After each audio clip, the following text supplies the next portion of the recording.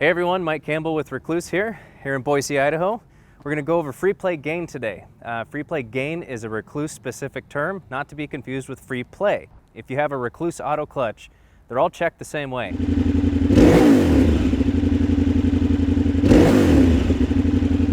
So what is free play gain? Free play gain is a physical measurement of where the pressure plate is as opposed to the clutch pack. This works off of centrifugal force. So when you crack the throttle, this guy spins up, these weighted wedges expand out.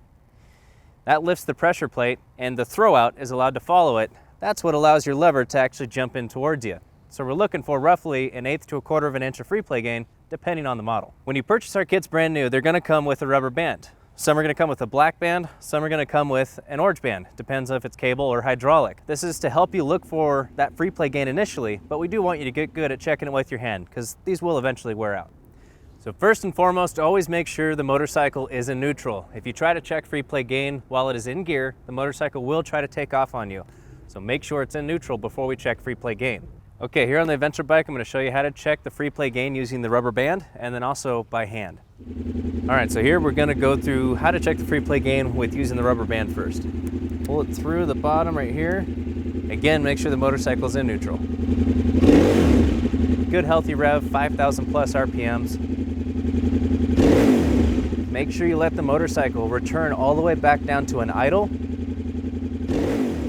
So we're looking for roughly 1/8 to 1/4 of an inch of free play gain, depending on the model. Reference your Rekluse install manual for your specific make, model, and year to determine the amount of free play gain required.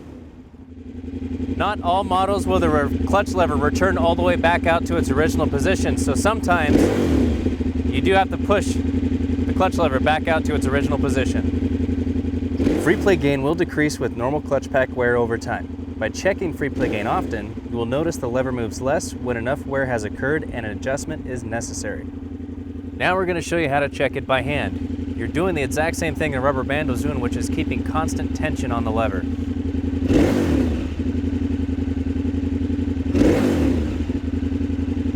Thanks everyone for tuning in. That's how we check free play gain in all these different motorcycles. Doesn't matter if it's cable, hydraulic, V-twin, adventure, they're all checked the same way. So let's make sure we check our free play gain before each ride. That's how we're gonna have a better adventure.